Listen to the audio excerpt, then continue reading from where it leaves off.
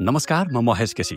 सधैँका साता झैं यसपल्ट पनि अर्को नयाँ विषयमा पडकास्ट लिएर उपस्थित भएको छु। आजको मेरो विषय रहेको छ रुकुम पूर्वका भेडा पालक किसानको दैनिकी बारे। आउनुहोस् सुरु गरौँ। सधैँ झैं यस वर्ष पनि रुकुम पूर्वका भेडा गोठाला रुकुम पश्चिमको ठुलीदह पुगेका छन्। हिउँदमा लेकाली भेगमा हुने चिसो छल्न भेडाको बथान लिएर पुगेका उनीहरू कोही भेडाको रेखदेखमा व्यस्त छन् त कोही भेडाको उनका पहिरनहरू बनाउन खटेका छन्। रुकुम पूर्वको तकसेराका भेडी गोठाला चिसो छल्न यति बेला रुकुम पश्चिमको मुसिकोट नगरपालिका 7 स्थित ठुलीदह आइपुगेका हुन्।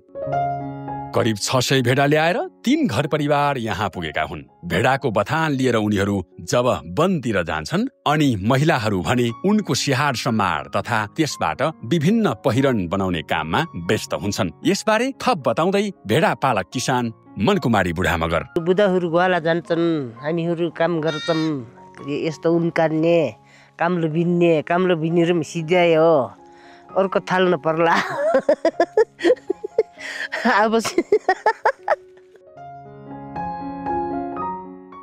भेडाको उनबाट कोट, राडी, कम्बल र डसना आदि बनाउने गरेको उनीहरू बताउँछन्। पुस र असोजमा गरेर वर्षमा 2 पटक उन निकाल्ने गरिन्छ। एउटा भेडाबाट एक पटकमा 2 देखि 3 किलोसम्म उन निक्लने गर्छ। यसैलाई घरायसी तरिकाले प्रशोधन गरेर उनबाट विभिन्न पहिरन बनाउने गरेको अर्का भेडा पालक किसान करबहादुर बुढाको भनाइ छ। हाम्रो यो कोट हिउँबाट बुन्छौँ, त्यसपछि उछाउने भयो, त्यो ओर्ने भयो।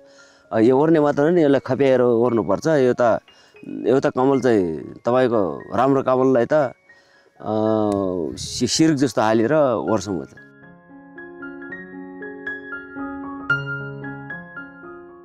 भेडाको उनबाट पहिरन बनाउने काम सजिलो भने छैन। यसमा काम गर्न लाग्ने समय र श्रमको हिसाब गर्ने हो भने यसबाट हुने आम्दानीले खर्च पनि मुस्किलले उठ्ने उनीहरू बताउँछन्। तर फुर्सद भएका बेला खाली नबस्ने अनि भेडाको उनलाई सदुपयोग गर्दै केही घरायसी प्रयोजनका लागि त केही बिक्रीका लागि विभिन्न पहिरन बनाउने गरेको रुकुम पूर्वका अर्का भेडा पालक किसान धनकुमारी बुढा मगरको भनाइ छ। पहिला अब भेडाको उन छिक्ने भयो दोस्रोमा, अनि त्यो भेडाको उनलाई धुनु पर्यो, अब त धोएर अब चिर्नु पर्यो, त्यस पछाडि बाट्नु पर्यो, अब त बुन्नु पर्यो, बुनेर मिर्नु पर्यो, मिरेर सिलाउनु पर्यो।